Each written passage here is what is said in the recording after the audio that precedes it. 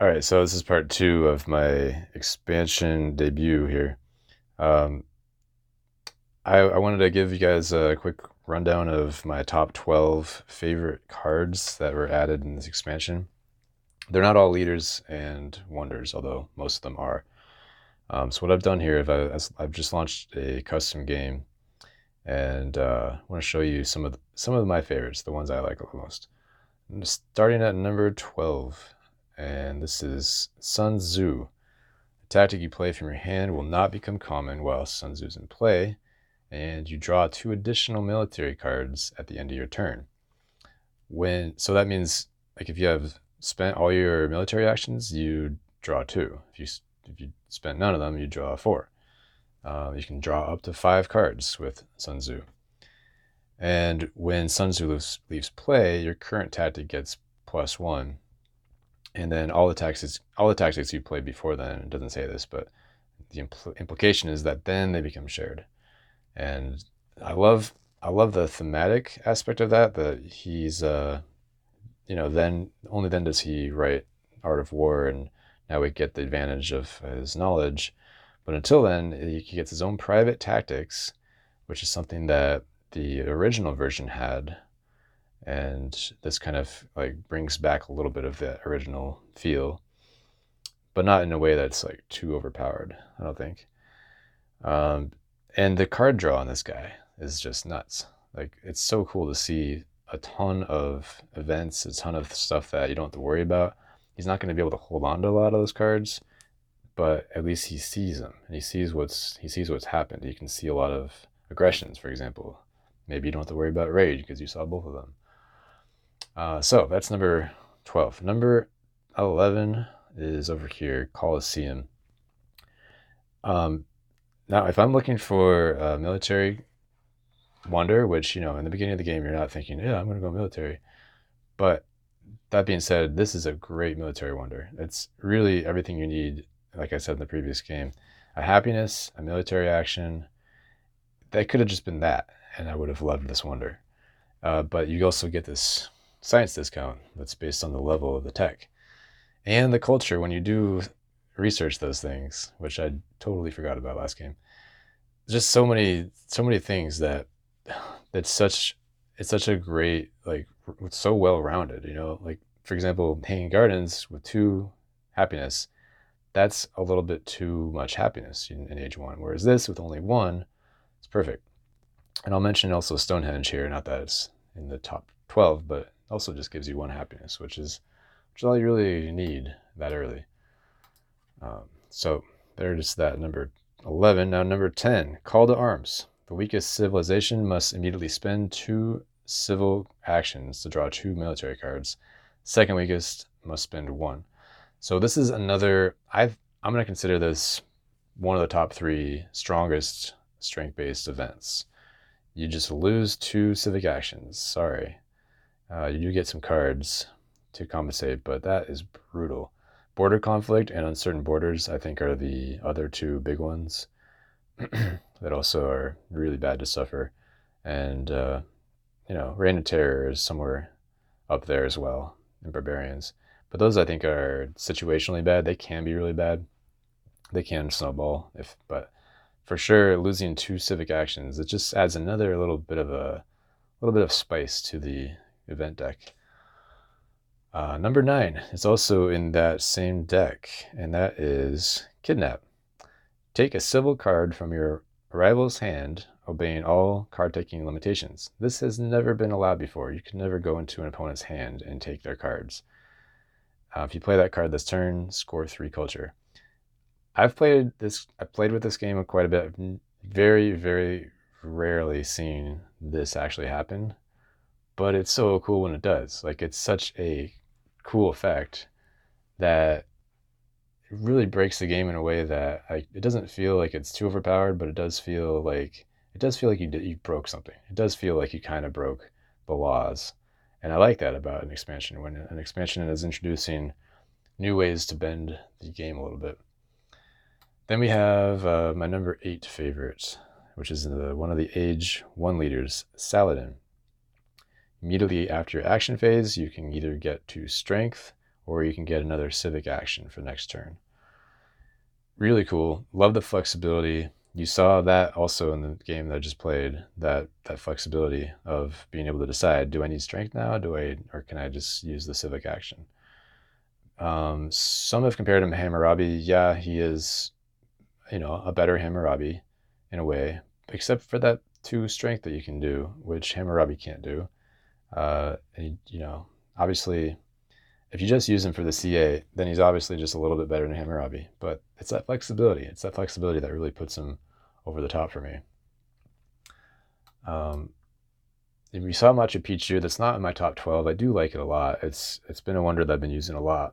But right next to the Saladin is Machu Picchu. Anyway, number 7 is Isabela of Castile. During colonization, you may pay 1, 3, or 6 rocks to gain 1, 2, or 3 boats, and she'll give you a free resource every turn as well during your production phase. And she'll give you 2 blues. So you don't even need territories to take her. You can justify her with almost any setup. Of course, with territories, she's a lot better. And I'd say she's like, kind of mediocre without territories. It's, you can definitely take her. It's like she has that well-rounded capability. But when you do add the territories in there, especially if there are already territories in the deck, I love I love how that just brings her alive. She also has a really strong theme.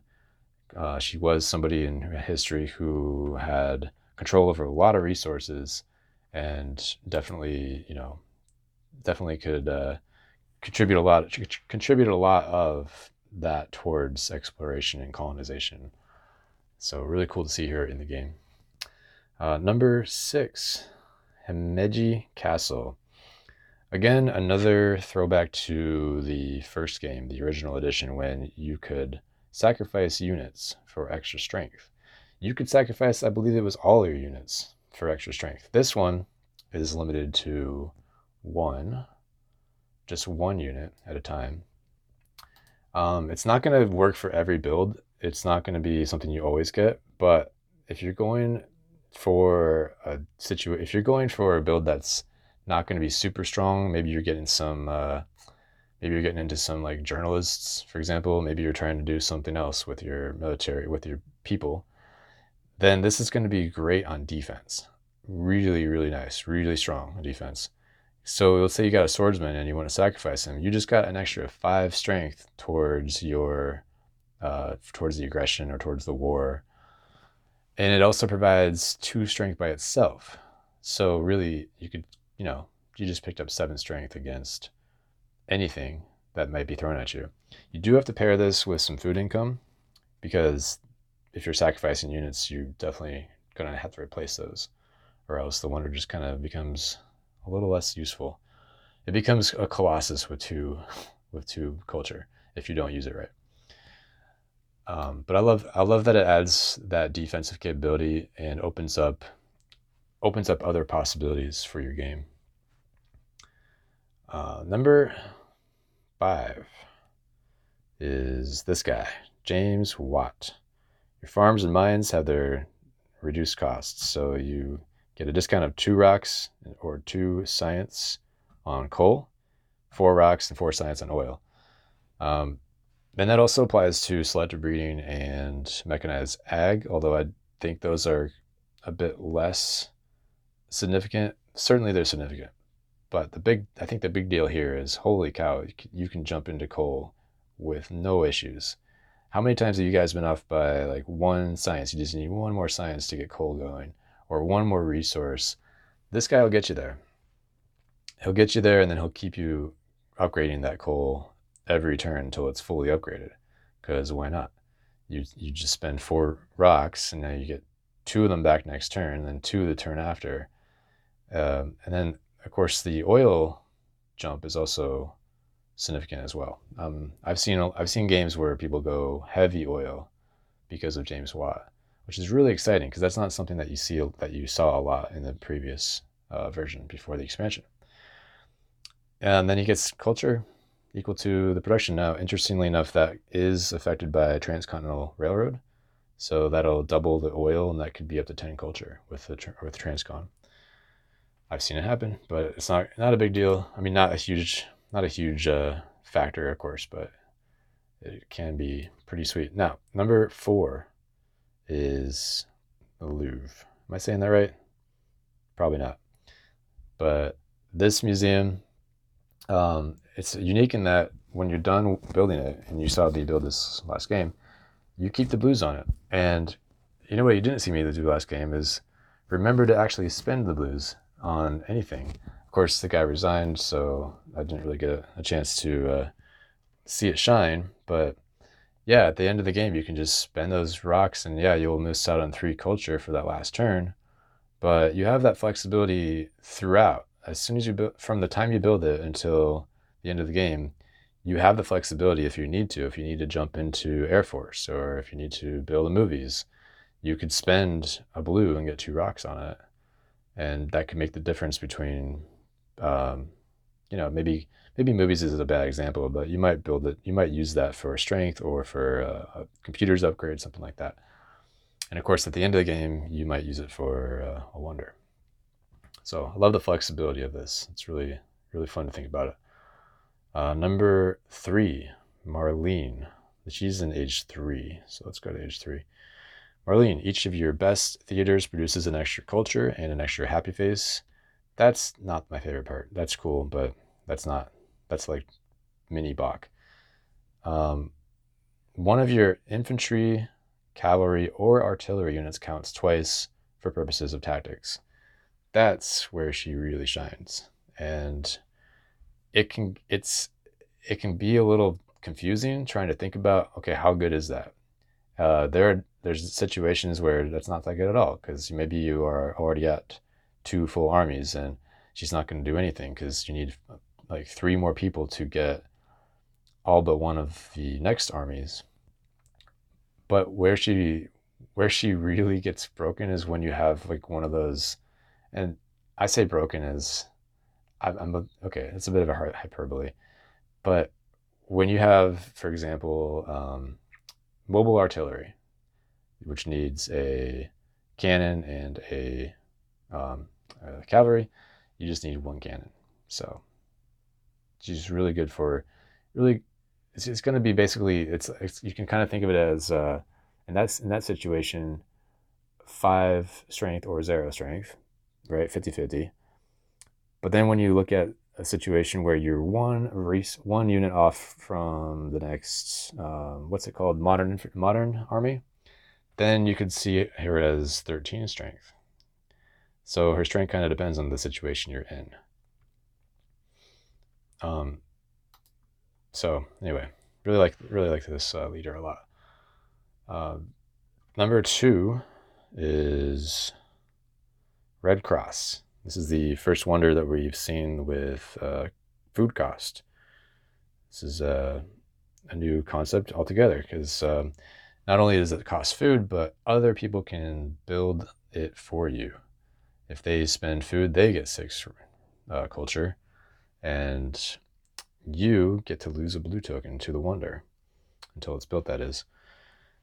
So it's a shared wonder that everyone's building, and the player who owns it, when it's done, will get culture for each colony.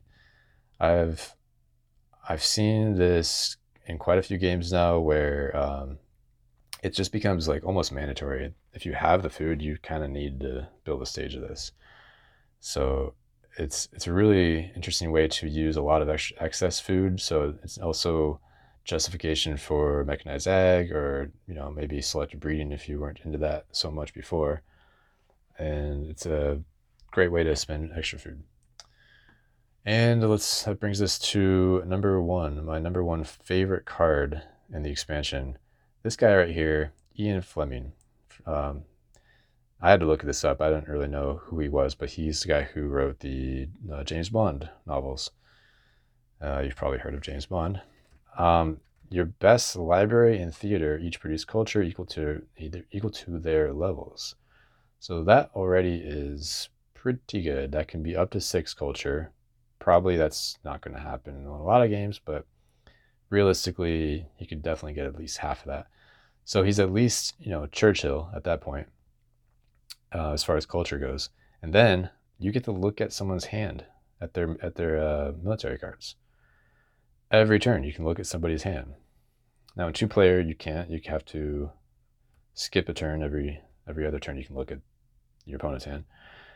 But this guy, there's 2 huge advantages to this. One, if you are on the offense, you can know before attacking if your opponent is going to be able to defend at all. Just see how many boats they have. And 2 is you can see all of the impacts that they have in their hand, so you can prepare for what they might play. If you're in the app, it'll track it really well for you. If you're playing in real life, I guess you'll need a notebook because there's a lot of data with this guy. And then a third kind of cool thing, which I don't think is all that common as far as usefulness, but if you're on the defense, you could look at somebody who maybe has a lot of strength and see if they have a war of culture, because whether they have a war of culture can totally change what you need to do. If they don't, then you can relax a lot more than if they possibly did. So also pretty good on defense, although I think the aggressive play is a lot more fun and a lot more exciting when you can just know that your aggression is going to land. So there you go. Those are my top 12 favorite cards in the expansion. There are tons of new cards to explore. I've just scratched the surface, but just want to give you guys a little flavor for it, and hope to let me talk. Mention in your comments if you want to talk about tell us about your favorite cards. All right, thanks for watching.